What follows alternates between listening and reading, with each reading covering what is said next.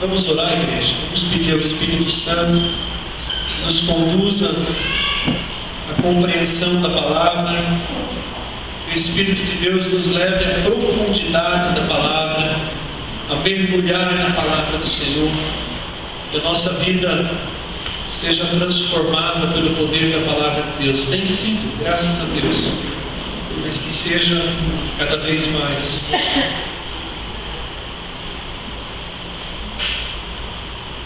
Deus bendito e santo,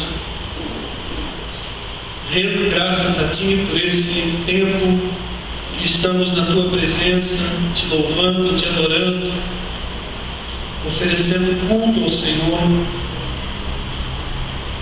Pai, apesar das nossas limitações,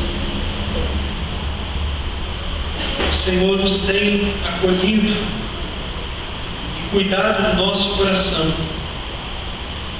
Abençoa-nos, ó Deus, com a Tua palavra. O Teu Santo Espírito venha abrir o nosso entendimento e essa semente preciosa dê frutos na nossa vida. Em o nome de Jesus, toda tentativa do maligno de roubar a semente, de causar distrações, sono, perturbações, em nome de Jesus seja repreendido. Que a nossa mente esteja voltada unicamente para a palavra do Senhor. Capacita, meu Deus, a transmiti-la.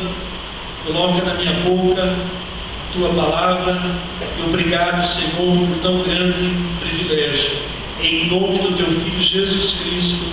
Amém. Glória a Deus. Verdadeiros adoradores. Nós estamos falando sobre adoração nesse final de semana. O presbítero Henrique deu uma aula falando sobre adoração hoje pela manhã. O nosso boletim tem um texto falando sobre adoração. E a mensagem dessa noite ela é bastante específica, falando sobre adoração. Como que nós podemos ser verdadeiros adoradores? A Bíblia diz que o Senhor procura os verdadeiros adoradores. Então, como que nós podemos nos tornar verdadeiros adoradores? Abra sua Bíblia no Evangelho de João, capítulo 4. Nós vamos estar lendo os versículos 19 ao 24.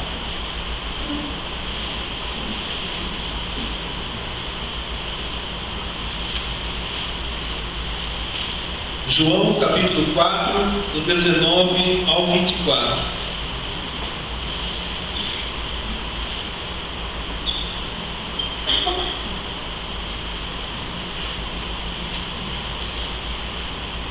Diz assim a palavra de Deus: Senhor, disse-lhe a mulher: vejo que tu és profeta. Nossos pais adoravam neste monte. Vós, entretanto, dizeis que em Jerusalém é o lugar onde se deve adorar. Disse Jesus: mulher, podes crer-me que a hora vem, quando nem neste monte e nem em Jerusalém adorareis o Pai. Vós adorais o que não conheceis. Nós adoramos o que conhecemos, porque a salvação vem dos judeus.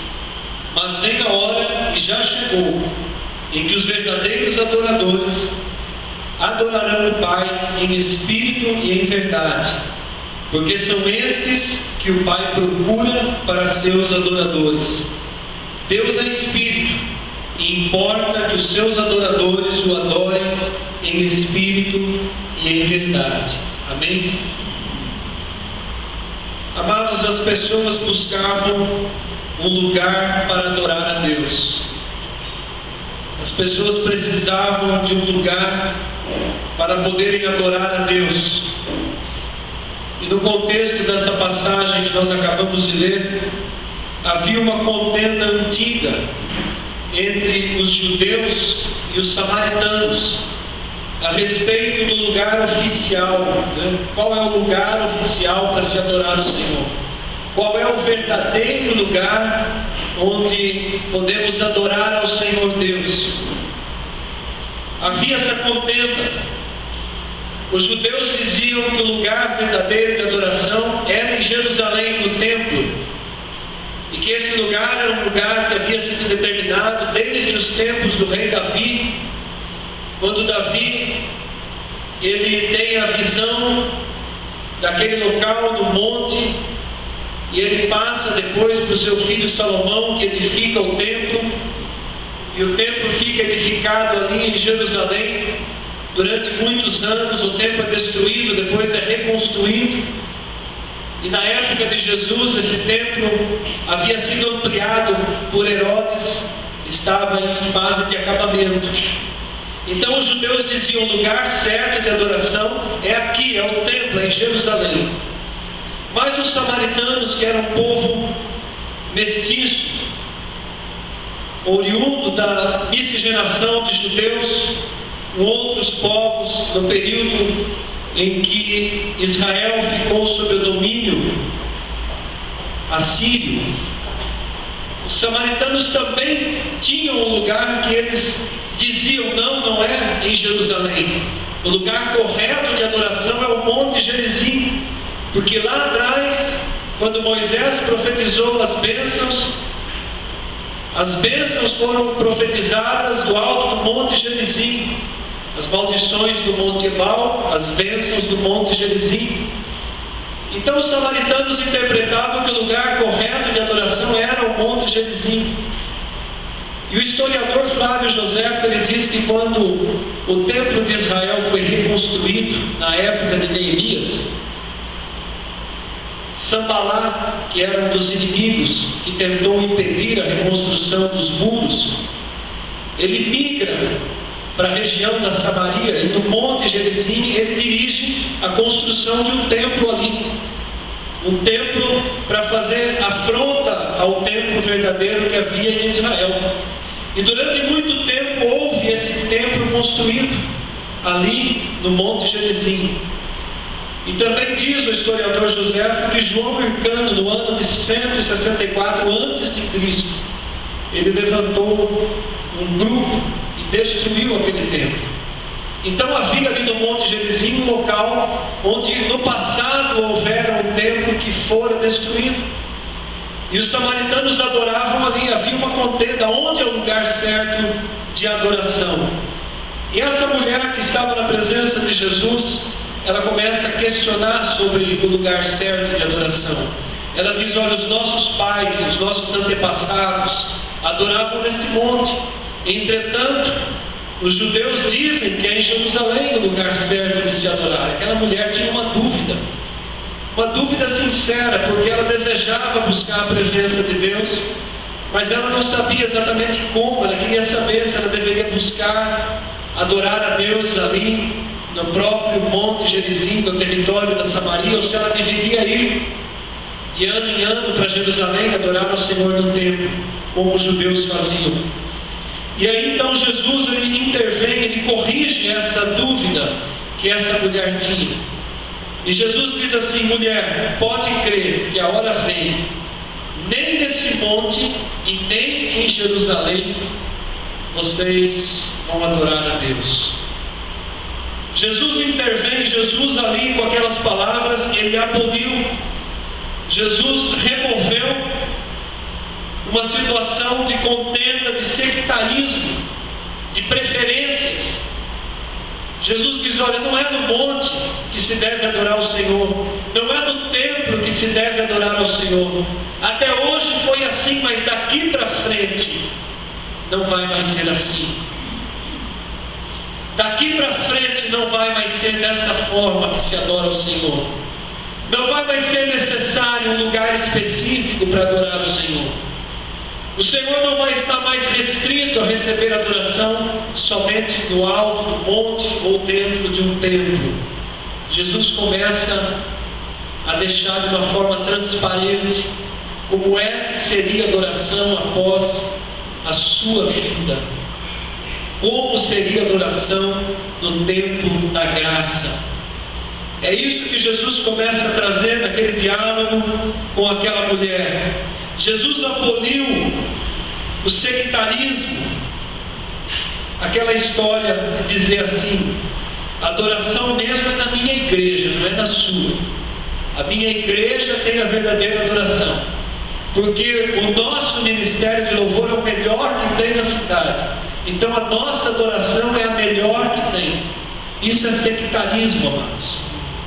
Isso é querer criar contenda. Jesus derruba com essa declaração as bandeiras da religiosidade. A verdadeira adoração, ela não está na igreja batista, ela não está na igreja presbiteriana, ela não está na Assembleia de Deus, na Bom Retiro, não está na Manaim, não está na Monte Gileade. Não há mais um lugar específico. É isso que eu estou querendo dizer. A verdadeira adoração, agora, ela entra num nível diferente. O verdadeiro centro da adoração não é mais o monte, não mais o templo. O centro da adoração não são as religiões, as denominações. O centro da adoração, a verdadeira adoração agora, ela está em adorar a pessoa de Jesus Cristo, o Filho de Deus, o Salvador, o Redentor, que pagou com sangue o preço da nossa vida, a nossa salvação. Jesus agora ele corrige e ele diz: a verdadeira adoração é Ele próprio. O Senhor Jesus Cristo é a essência da adoração. O verbo adorar não pode ser conjugado de outra forma senão dirigido ao Senhor Jesus Cristo, ou ao Deus triuno, Deus Pai, Deus Filho, Deus Espírito. Somente Deus é digno de adoração. Qualquer gesto, qualquer atitude nossa de adoração, ela só pode ser dirigida a Deus. Por isso que nós consideramos blasfêmia dizer assim: eu adoro o Neymar, eu adoro futebol, eu adoro aquela banda de música, eu adoro aquela comida. Não. O verbo adorar só pode ser dirigido a Deus. Qualquer outra forma que ele for usado é blasfêmia, é ofensa, é agressão a Deus. Então Jesus ele corrige isso. Os judeus contavam com o templo, os samaritanos com o monte, mas nós temos a Cristo. Aleluia! Nós temos a Cristo para adorar. Nós temos o Filho do Deus vivo. No Monte Gerizim se adorava no passado, no templo se adorava no passado, mas agora, na graça, se adora o próprio Filho de Deus. Foi isso que Jesus estava revelando para aquela mulher. O próprio Jesus é o verdadeiro templo. Aliás, o templo que havia em Jerusalém, quando Jesus estava conversando com aquela mulher, ele também foi profeticamente declarado, destruído por Jesus, bem antes da sua destruição. Jesus estava com os seus discípulos passeando em frente ao templo e alguns discípulos dizem: olha que bela construção é essa. Eles estavam admirando o templo e Jesus diz: haverá um dia que não vai ficar pedra sobre pedra desse templo. E isso se cumpriu no ano 70, quando o templo foi totalmente destruído pelos romanos. O próprio Jesus é o templo. Abra sua Bíblia em João capítulo 2, vire a página.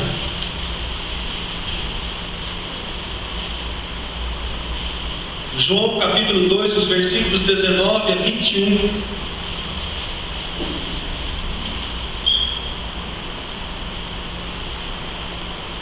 Jesus lhes respondeu: destruí este santuário e em 3 dias o reconstruirei. Replicaram os judeus: em 46 anos foi edificado este santuário, e tu em 3 dias o levantarás. Ele, porém, se referia ao santuário do seu corpo. O próprio Jesus se torna o santuário. Jesus ele repreende os judeus, repreende aqueles que estavam fazendo do templo um lugar de comércio, um lugar de venda. Aliás, nos dias de hoje, muitos templos se tornaram lugares de venda, de comércio, shopping centers da fé. Muitos templos se tornaram isso. E esse texto de João 2, Jesus entra no templo, ele faz um chicote, ele expulsa todos aqueles que estavam vendendo, negociando dentro do templo, derruba as mesas dos cambistas. Jesus vira as mesas do chão, repreende aquele povo. E aí então ele tem essa palavra, né? Alguns judeus perguntam a ele: que sinal nos mostra para fazer estas coisas? E ele diz: olha, destrói esse templo que em 3 dias eu vou reconstruir. Era esse momento em que Jesus estava ali, também revelando que ele era o templo de adoração, não mais aquele templo. E amada igreja, sabendo disso, eu quero agora deixar uma pergunta pessoal: como tem sido a nossa adoração? Nós somos conhecedores dessa realidade. Nós já vivemos há mais de 2000 anos de quando essas palavras foram declaradas pelo próprio Senhor Jesus. Mas como tem sido a nossa adoração hoje? De que maneira nós estamos adorando ao Senhor? Aqueles templos de pedra, eles foram destruídos. Mas será que nós ainda estamos dirigindo adoração a templos de pedra? Será que a nossa adoração, amados, ela tem sido uma adoração mecânica, carnal, simbólica, rotineira, religiosa? Será que é assim que tem sido a nossa adoração a Deus? Será que a nossa adoração ela tem sido algo que nós fazemos por costume? É isso que eu disse no início desse culto. O Senhor Deus conhece as motivações do nosso coração. Ele sabe como foi que nós saímos da nossa casa para nos dirigirmos ao templo hoje. Não para adorar o templo, mas para adorar a sua própria pessoa. Como foi que nós saímos da nossa casa hoje? Será que nós saímos de casa brigando um com o outro, discutindo marido e mulher, pai e filho? Será que nós saímos daquela confusão? Será que nós saímos, com raiva porque o resultado do jogo não era o resultado esperado? Saímos em cima da hora porque quisemos ficar até o último minuto, o apito final, para ver o que ia acontecer? Como foi que nós saímos da nossa casa hoje para adorar o Senhor? Qual era o sentimento que estava no nosso coração? É isso, amados. É isso que nós precisamos trazer à realidade da nossa vida. Como nós temos adorado ao Senhor? Será que temos sido verdadeiros adoradores? João 4, versículo 22 do texto que nós lemos, João diz assim: vós adorais o que não conheceis. Foi isso que Jesus disse àquela mulher. Como poderemos adorar a Jesus se antes não o conhecermos? Não tem como. Precisamos conhecer a Cristo. Precisamos ter uma vida de intimidade com Jesus. De que forma que nós conhecemos a Jesus? Só há uma forma de conhecer a Jesus, que é conhecendo a sua palavra, que é dedicando tempo para refletir na sua palavra, que é lendo todos os dias a palavra, mas lendo com profundidade, amados. Não é lendo como se lê uma matéria de uma revista ou um jornal. A Bíblia nós precisamos ler refletindo versículo por versículo. É muito mais proveitoso você ler um trecho pequeno, mas de uma maneira aprofundada, mergulhar naquela palavra, do que ler 3, 4 capítulos seguidos e aquela leitura ser como algo, como se olhar uma imagem no espelho. Você vê no espelho a sua imagem refletida, sai e logo se esquece. É como o Tiago diz lá no capítulo 1.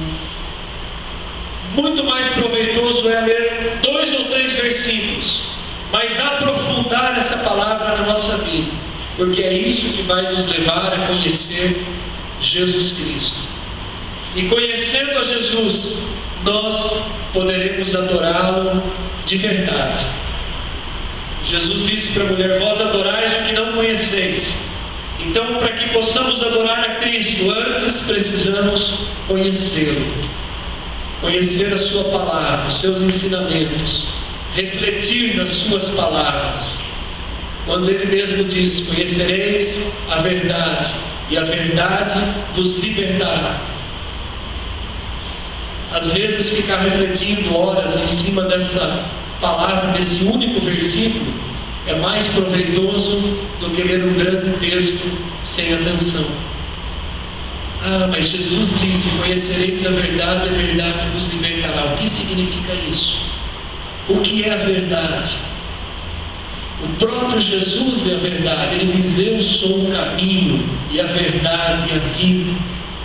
Então nós começamos a ligar um versículo a outro versículo, nós começamos a aprofundar na revelação que Jesus traz, e aí então nós passamos a conhecer a pessoa do Senhor Jesus, e conhecendo a Jesus, nós podemos adorá-lo verdadeiramente. João 4:23, o texto que nós lemos, ele diz assim: adorar em espírito e em verdade. Mas vem a hora e já chegou, em que os verdadeiros adoradores adorarão o Pai em espírito e em verdade. Notem que nessa frase há uma palavra que se destaca. Jesus fala de verdadeiros adoradores. E se ele diz verdadeiros adoradores, significa que haviam falsos adoradores. Havia um tipo de adoração que não era verdadeira, ou que não era dirigida por pessoas verdadeiramente adoradoras. E o Senhor Jesus faz uma distinção de que o Pai procura verdadeiros adoradores. Verdadeiros adoradores. Como eu disse agora há pouco, o Senhor Deus conhece as intenções do nosso coração. Ele sabe quem são os verdadeiros adoradores. Deus sabe qual a motivação que nos trouxe aqui essa noite. Deus sabe qual é o desejo do meu coração. Eu não sei, mas Deus sabe. Se eu estou preocupado, com pressa de sair do culto e correr para casa e ver os resultados e acompanhar os gols da rodada e assistir o Fantástico ou qualquer outra coisa, ou Deus nos livre, assistir alguns programas ridículos que passam na televisão nesse horário. Não posso perder o BBB. Vai se converter. Se alguém aqui está preocupado, o BBB precisa se converter. Sinceramente. Deus sabe qual é a intenção e a motivação do nosso coração. Então Ele sabe quem são os verdadeiros adoradores. Ele sabe se nós estávamos ansiosos durante a tarde, se nós estávamos nos preparando, se nós estávamos tendo um domingo diferente para poder vir aqui à noite e oferecer uma adoração verdadeira, amados. Deus sabe. E é esses adoradores verdadeiros que Ele procura. Adorar em espírito se opõe a adorar na carne. É lógico, né? Talvez você diga assim: não tem como eu separar a carne do espírito. Nós somos seres espirituais que habitam um corpo carnal. Mas não é isso que eu estou dizendo. O que é uma adoração considerada na carne? Uma adoração mecânica, uma adoração sem vida, uma adoração ritualística, uma adoração por obrigação, uma adoração onde nós dizemos assim: estou cansado. Como diz lá o texto do profeta Malaquias, quando as pessoas iam para o templo oferecer alguma coisa a Deus e pegavam qualquer coisa, pegavam um animal machucado, coxo, ferido, o que não tinha valor, o doente, levava para oferecer a Deus. E ainda eles diziam, né, estamos cansados, né? Então, amados, essa é a adoração que é rejeitada por Deus. Essa adoração na carne, ela não serve. Essa adoração mecânica, ela não serve. A adoração que Deus acolhe, ela é em espírito. Qual a diferença de se adorar a Deus em espírito? Toda a diferença. Primeiro, só pode adorar a Deus em espírito quem é verdadeiramente convertido, quem tem o Espírito Santo. Somente os convertidos, os nascidos de novo, é que podem adorar a Deus em espírito. A adoração em espírito, ela necessita da influência do Espírito Santo, porque nós não sabemos como adorar a Deus corretamente. Nós necessitamos que o Espírito Santo nos conduza a uma adoração genuína, a uma adoração verdadeira. É Ele quem intercede por nós com gemidos inexprimíveis diante de Deus. Uma adoração verdadeira, ela depende da ação do Espírito Santo. Ela é dirigida pelo Espírito Santo. O Espírito Santo é como se fosse um maestro. E nós, né, sendo regidos por esse maestro, numa adoração genuína a Deus. O Espírito Santo é quem cria uma atmosfera necessária. Não é o ministério de louvor, não é o pastor, não somos nós, quando deixamos transparecer as nossas emoções, que vamos criar uma atmosfera de adoração. Não, amados, é o Espírito Santo. Se o Espírito Santo não agir, não existe uma adoração verdadeira. Ah, mas então como que eu faço para o Espírito Santo agir? Agora nós chegamos no ponto central. Agora nós chegamos no centro dessa mensagem, amados. Se nós somos verdadeiros adoradores e desejamos adorar a Deus em espírito e em verdade, então o que é que eu preciso fazer para que a minha adoração seja aceitável a Deus? De que jeito que a minha adoração possa agradar a Deus? Como tem que ser a minha adoração? Se nós somos governados pelo Espírito Santo, se o Espírito Santo habita em nós, e se a nossa adoração não está fluindo, então existe algo que nós precisamos consertar na nossa vida espiritual, no nosso relacionamento com Deus. Se eu já não sinto mais desejo de adorar o Senhor, se na minha casa eu troquei os louvores por outros tipos de música,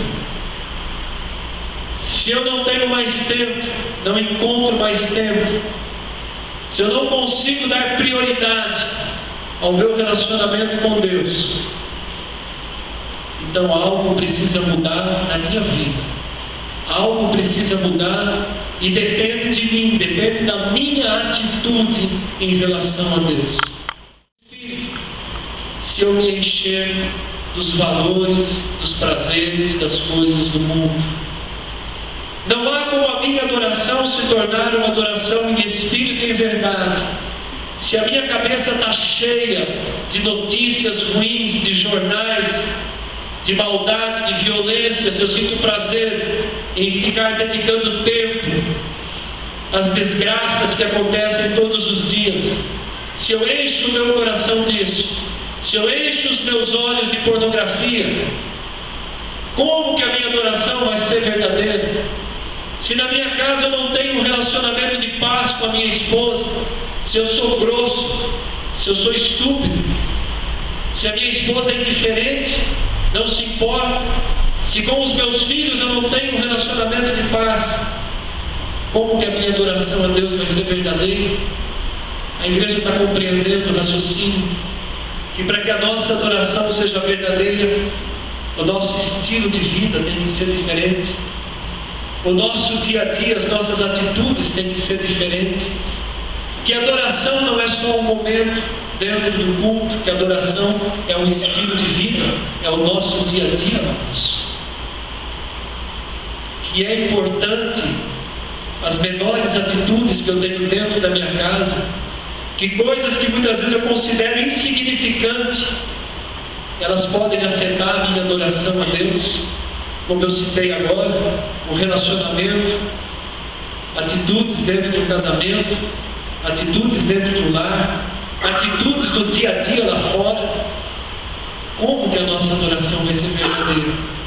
Se o tempo que eu tenho disponível para adorar o Senhor, para sentar diante de um computador, de buscar coisas que sejam instrutivas à minha vida, de acompanhar pregações, de desfrutar de momentos de adoração, tem muita coisa boa que se pode ouvir numa internet, no YouTube, mas a gente opta por aquilo que vai dar um descanso, um alento para a nossa carne. Ah, mas isso não vai me satisfazer, agora eu quero relaxar, agora eu quero saber qual é o resultado de todos os campeonatos, até da segunda, terceira, quinta divisão. Notem que já começou a virar uma idolatria, amados. Um dos meios que o povo tem sido ludibriado nos dias de hoje tem sido o esporte. Cada dia surge um esporte novo seduzindo o coração das pessoas.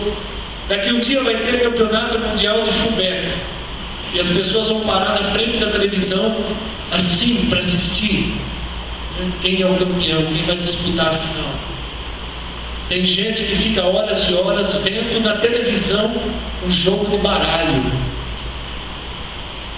Cristãos, como é que vai encher o coração para adorar o Senhor em espírito e em verdade? Como nós vamos ser verdadeiros adoradores?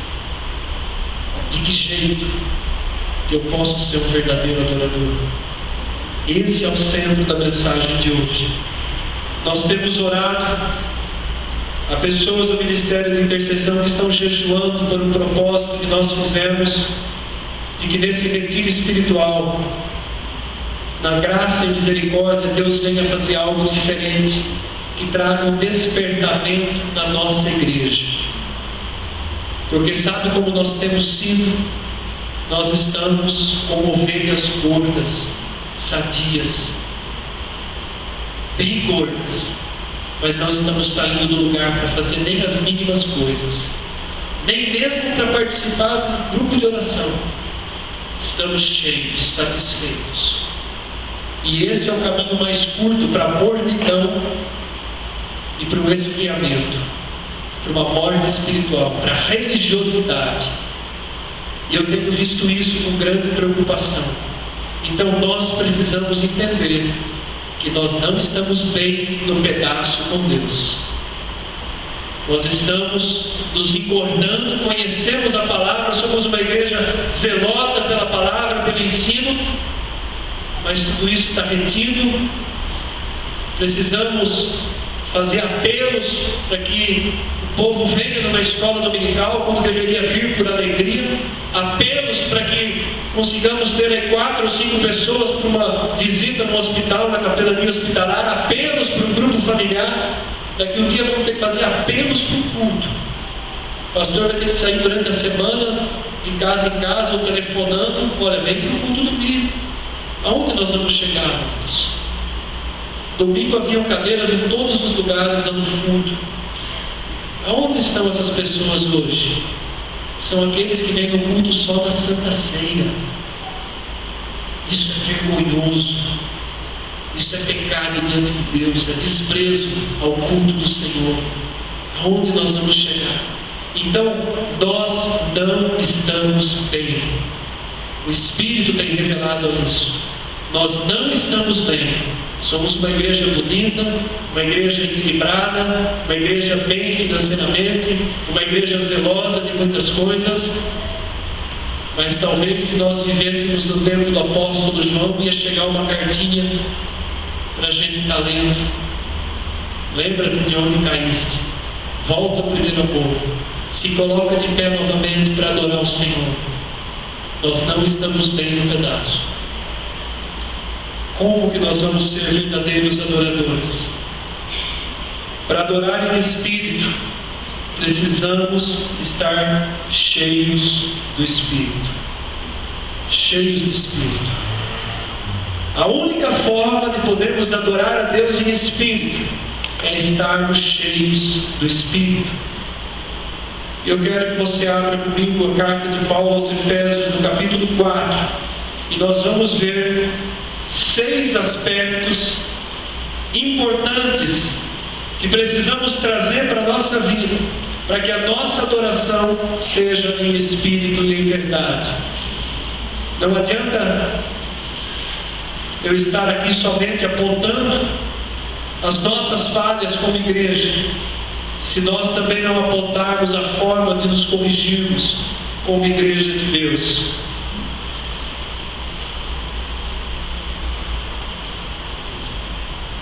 Carta de Paulo aos Efésios, capítulo 4. Notem que essa era uma preocupação do apóstolo Paulo. Desde a igreja primitiva já havia essa dificuldade, esse problema. Nós não somos a única igreja que vive essas situações. A igreja sempre passou por essas situações e o povo de Deus sempre é chamado a viver de uma forma diferente. Mas se nós quisermos oferecer a Deus uma adoração verdadeira, é necessário sermos cheios do Espírito. Efésios 4, versículo 3. Primeiro aspecto que nós precisamos observar. Paulo diz assim: esforçando-vos diligentemente, não é de qualquer maneira, esforçando-vos diligentemente por preservar a unidade do Espírito no vínculo da paz. Se não houver unidade entre os membros da igreja, se a igreja não caminhar debaixo de uma unidade do Espírito, ela não vai ser cheia do Espírito. Ela não vai conseguir oferecer a Deus uma adoração verdadeira. Paulo continua dizendo: há somente um corpo e um Espírito, como também foste chamados numa só esperança da vossa vocação. Há um só Senhor, uma só fé, um só batismo, um só Deus e Pai de todos. Então a igreja, primeiro aspecto, primeiro ponto importante para sermos adoradores de verdade, precisamos manter comunhão entre nós, unidade entre nós. Não pode haver contendas no meio do povo de Deus. Ah, mas eu não vou com a cara daquele irmão. Você nunca vai conseguir ser um adorador verdadeiro se esse sentimento estiver no seu coração. Nós precisamos manter a unidade e amarmos uns aos outros apesar das nossas diferenças. Todos nós temos defeitos e qualidades, mas precisamos amar uns aos outros, manter a unidade, mesmo com as nossas diferenças. Então, o primeiro aspecto que Paulo traz é manter a unidade. Para ser cheio do Espírito, não pode ser contencioso. Tem que ter um coração que sabe caminhar em unidade. Não pode ser partidário. Não pode ter preferências. Não pode haver panelinhas. Eu preciso tratar tão bem o irmão que é recém-chegado quanto aquele que é meu pai na fé. Preciso tratar igual. Preciso tratar com amor. Precisa haver unidade.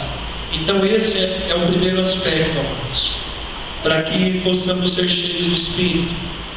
Um segundo aspecto está no versículo 17. Efésios 4, versículo 17.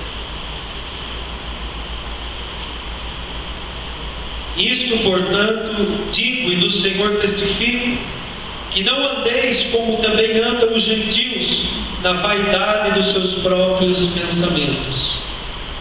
Aqui há um outro aspecto importante que nós precisamos ter cuidado na nossa vida. Não podemos andar na vaidade dos nossos próprios pensamentos. Sabe o que significa isso? Só eu estou certo. O mundo inteiro está errado, só eu estou certo.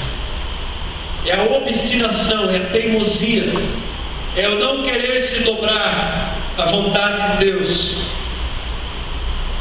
Vaidade nos próprios pensamentos, somente a minha vontade. Eu vou viver para a minha vontade. Eu vou satisfazer a minha vontade. Não dá para ser um verdadeiro adorador se eu andar na vaidade dos meus próprios pensamentos.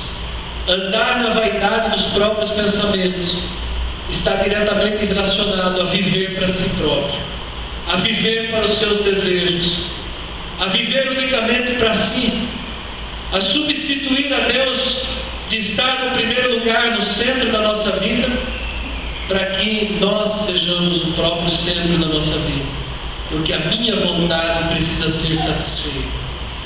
É impossível ser um verdadeiro adorador se nós andarmos na vaidade dos nossos desejos, do nosso pensamento. O terceiro ponto que Paulo destaca, versículo 22, Efésios 4, 22.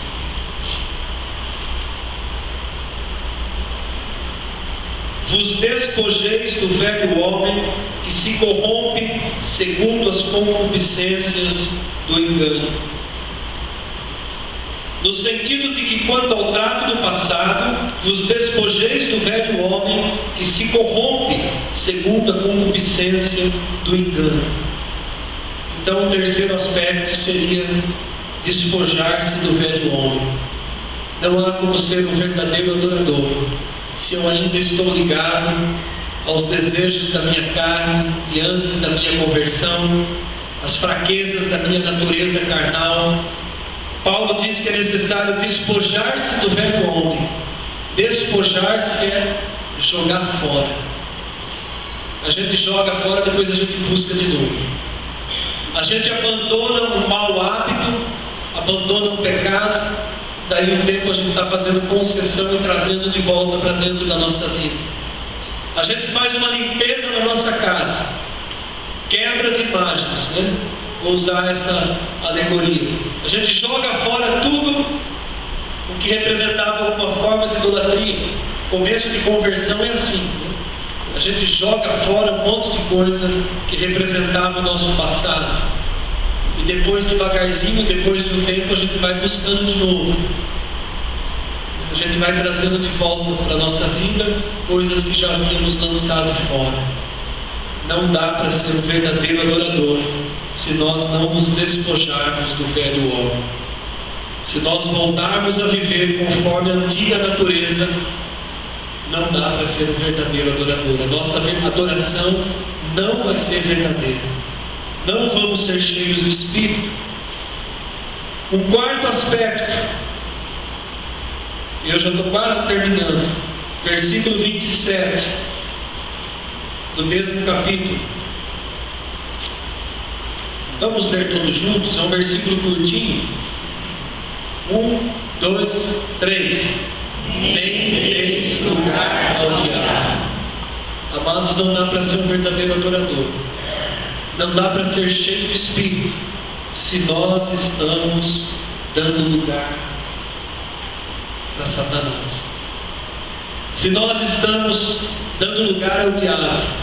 O que significa dar lugar ao diabo? É a famosa brecha, a famosa porta aberta. É aquele espacinho pequeno assim. E diz a história que Satanás estava na porta querendo entrar, né? O Chico já me contou essa história, né? Ele queria entrar e a pessoa, não, na minha casa você não entra, mas de jeito nenhum. Não, mas só quero pôr a pontinha do nariz.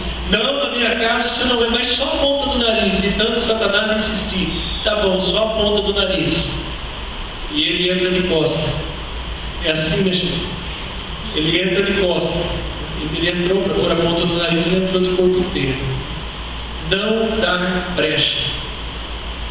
Não fazer coisas que nós sabemos, que conscientemente sabemos que desagradam a Deus. Eu sei que isso aqui está errado, mas meu coração está com vontade de fazer isso. Eu sei que não posso fazer isso, mas a carne é fraca, sabe como é? Amados, nós temos o Espírito para resistir à carne. Nós temos algo extremamente poderoso em nossa vida para vencermos o pecado. que é o Espírito de Deus habitando em nós. Então nós não temos desculpa. Cair, eventualmente, é uma coisa, mas desejar ir em direção ao pecado é diferente. Ainda como pecadores, eventualmente pecamos, mas premeditar o pecado, abrir concessão ao pecado, é dar lugar ao diabo. Ah, mas eu vou fazer isso agora, depois eu me arrependo, fica tudo bem com Deus. Ah, mas eu não aguento, eu não consigo largar isso. Nós temos o Espírito que nos fortalece a abandonar os pecados. Então, não deis lugar ao diabo. O quinto aspecto, versículo 30.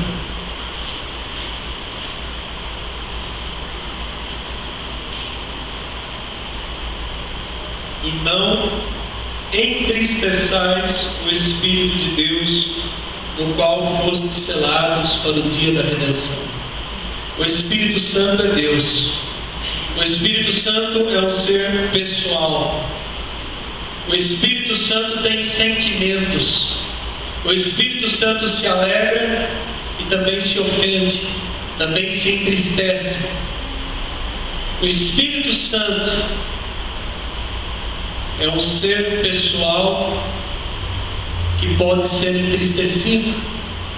É o próprio Deus. É o próprio Deus que habita em nós e que muitas vezes com as nossas atitudes nós entristecemos o Espírito.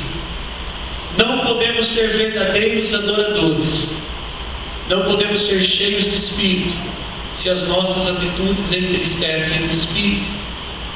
Uma coisa está diretamente ligada à outra. Como que nós entristecemos o Espírito? Vivendo relaxadamente. Relaxadamente. Como se diz, empurrando com a barriga a nossa vida espiritual, o nosso relacionamento com Deus. Vivendo de qualquer jeito, achando que Deus vai aceitar qualquer coisa. Entristecemos o Espírito quando valorizamos mais as coisas do mundo do que as coisas de Deus.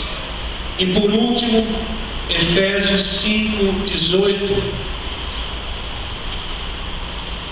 que diz assim: não vos embriagueis com o vinho, no qual há dissolução. Embriagar-se com o vinho representa alegria. Ontem o nosso irmão Márcio Pedro e a Tatiane se uniram em casamento. Foi uma celebração simples para os familiares, para alguns amigos, um testemunho público da união deles, perante a igreja. E a palavra que Deus colocou no nosso coração para compartilhar era sobre as bodas de Caná e o vinho, a água que foi transformada no vinho, o vinho novo, o tempo novo de vida que Deus estabeleceu.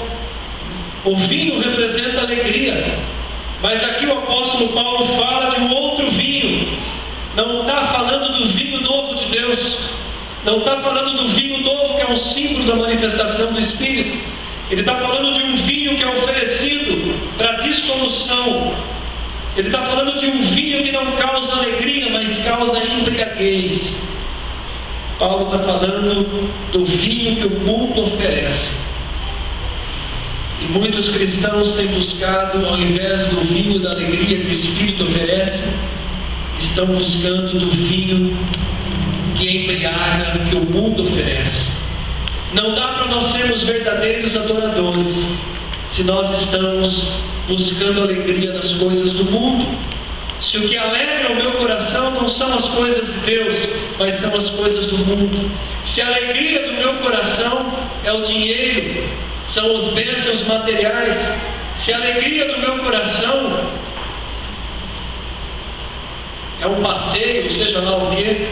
Se a alegria do meu coração é tudo isso que o mundo está oferecendo em pratos cheios, ou melhor, em taças transbordantes de vinho, para que nós nos embriaguemos. E Paulo usa a palavra embriaguez, porque a pessoa embriagada, ela perde a razão, o raciocínio, ela perde o juízo, ela causa vergonha. Então o mundo, quando entra na vida de um cristão, vai fazer com que esse cristão cause vergonha.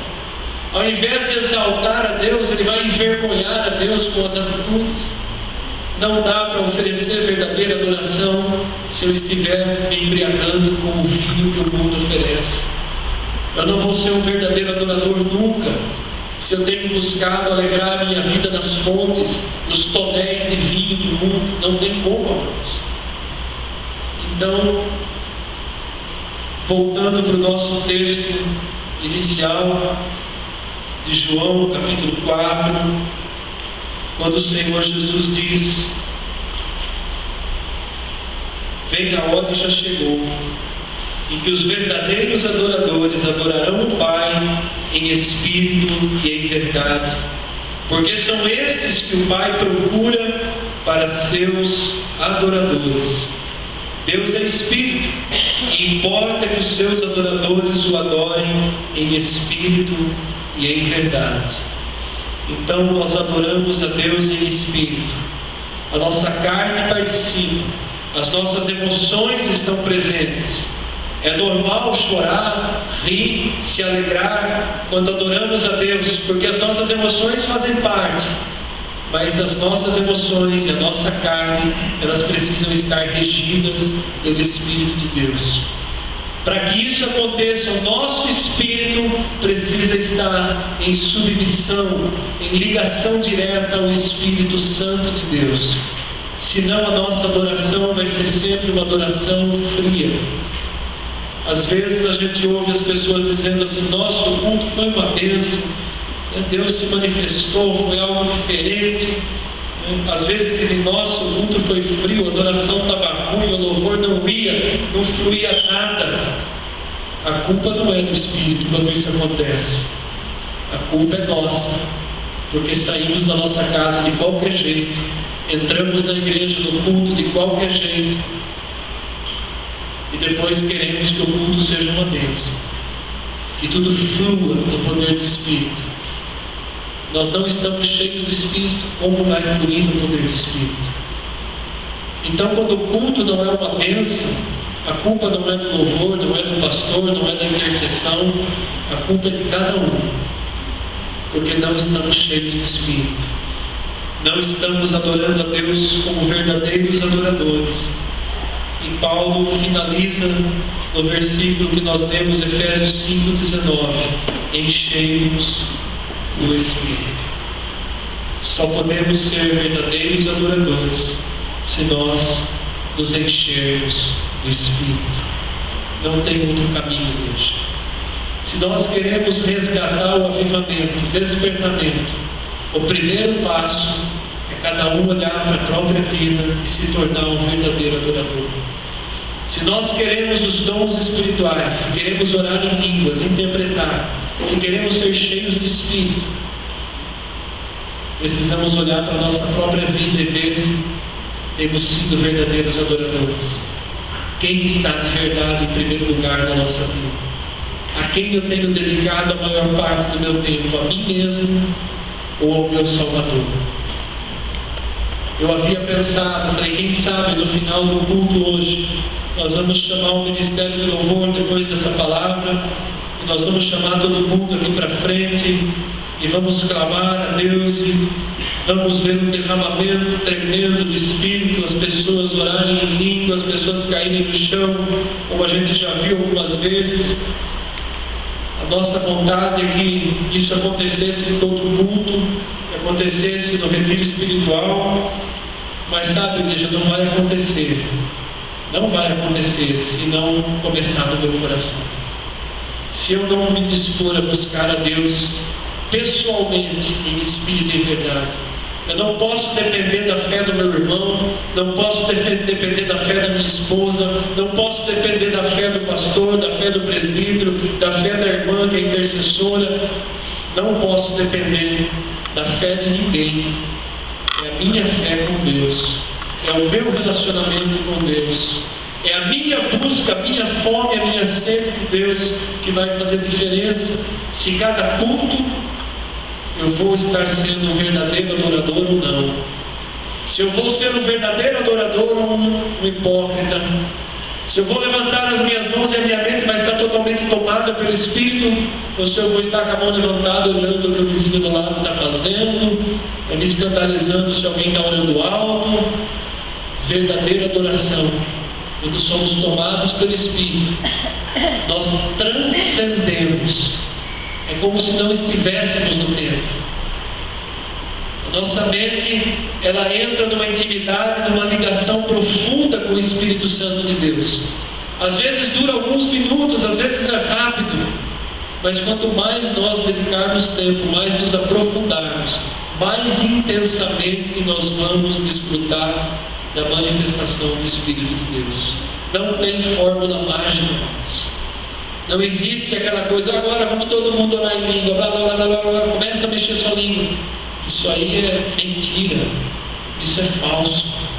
Quando o Espírito faz, é espontâneo, a igreja é levada, os que estão com fome e sede são levados. É assim que nós precisamos buscar a Deus, em Espírito e em verdade. Não tem outro caminho, não há outra forma. Se eu desejo avivamento, se eu desejo despertamento, tem que começar com a minha vida. Com a minha vida. Nós víamos no passado, nós vivemos algumas experiências no passado, em que parte da igreja que estava com fome e sede, buscava Deus intensamente e recebeu dons espirituais e foi tocada pelo Espírito, mas outra parte da igreja que não buscava se escandalizava, achava ridículo. Nossa, a pessoa caiu na frente, se ajoelhou, acha que precisa se prostrar assim. A gente ouviu isso no passado, os presbíteros que estão aqui conosco viveram isso. Onde já se viu orar com o traseiro para cima? Palavras ofensivas. Porque alguns buscavam e outros não buscavam. Então se escandalizavam. Não havia unidade, amados. O primeiro passo que nós falamos, precisa haver unidade. Se nós queremos experimentar um tempo novo na igreja Manaim, todos nós precisamos conscientemente buscar, primeiro individualmente, consagre-se individualmente, e o resto o Espírito Santo faz.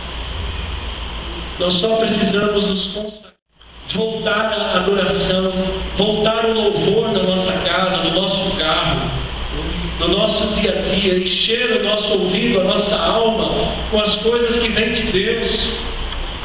A nossa alma é algo pessoal aqui. Nós somos corpo, alma, espírito. A nossa alma é a parte que está nessa reação com as coisas do mundo, a parte da vontade, a parte dos sentimentos. Se nós enchermos a nossa alma com as coisas do mundo, nós não vamos conseguir ligar o nosso espírito a Deus, porque a nossa alma está cheia das coisas do mundo. E aí quando eu canto o louvor, se torna algo da boca para fora, não brota do coração. Mas quando a nossa alma está alimentada de coisas boas, de louvor, de oração, de intercessão, de desejo da presença de Deus, é fácil. A gente mal começa a cantar, não precisa ser uma música específica. Qualquer canção que exalta a Deus, ela já nos conduz à presença de Deus. Nós precisamos estar atentos para isso, para não cairmos na religiosidade. Amém, igreja? Vamos nos colocar em pé. Quero convidar o Ministério de Louvor à frente.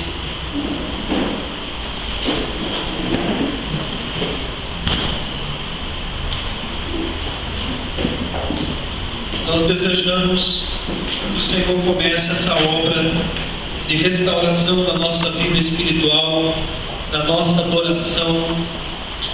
Eu, pelo menos, tenho desejado isso, ainda que não tenha conseguido pagar um preço de jejum, de consagração, além, mas nós precisamos buscar isso, se queremos viver de uma maneira diferente, se queremos uma restauração do altar, se queremos voltar ao primeiro amor, se queremos experimentar o fogo de Deus, se se queremos sentir a glória da presença de Deus, eu quero desafiar a igreja, a partir de hoje, fazer um propósito, nessa semana, consagrar-se ao Senhor, ir além do que você tem feito. Eu sei que muitos têm buscado a Deus intensamente, mas dá um passo a mais, anda a segunda milha, vai além do que você tem feito, ofereça algo a mais a Deus e peça ao Espírito Santo para que no próximo final de semana não seja simplesmente mais um retiro espiritual, não seja só um acampamento, mas seja dias de encontro com o amado da nossa alma, dias de encontro com Deus, dias de rendição ao Espírito de Deus. Vamos orar. Feche os seus olhos. Confesse, arrependa-se, ore conforme o Espírito te dirigir. A oração é pessoal e íntima. Pai, perdoa-nos, perdoa a nossa negligência, perdoa a nossa gordidão, perdoa a nossa frieza, perdoa a nossa indiferença, perdoa o nosso egoísmo, a nossa egolatria, perdoa, Senhor, o fato de estarmos tão saciados e acharmos que não precisamos de mais nada. Perdoa o fato da nossa fé não estar sendo vista em obras, testemunhada em obras. Perdoa-nos, ó Deus, mas na Tua graça e misericórdia nos ensina e nos leva a sermos verdadeiros adoradores. Não desista de nós, ó Espírito Santo. Ajuda-nos como igreja Tua a oferecer sempre ao Senhor uma adoração genuína, verdadeira, a sermos tomados, levados pelas asas do Espírito aos lugares mais altos da adoração, a mergulharmos nos mares, nas águas profundas da adoração, a sermos banhados pelo óleo da alegria. Espírito Santo de Deus, leva-nos a esvaziarmos de nós mesmos. Se nós estamos cheios do ego, cheios de nós mesmos, orgulhosos, soberbos, leva-nos a nos derramar. Somos vasos que precisam ser esvaziados e limpos, para que depois o Senhor derrame em nós a verdadeira unção, o verdadeiro óleo, o verdadeiro vinho, que transborde o nosso cálice, para que nós possamos ser cheios de Ti, Espírito Santo de Deus. Nós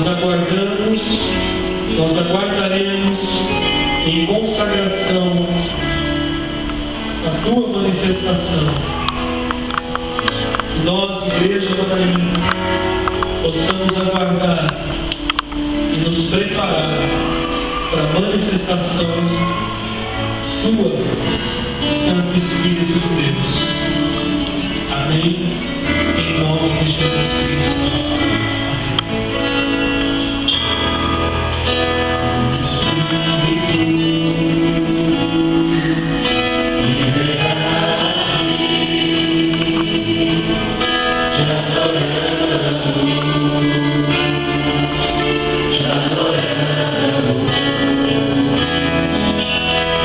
Espírito,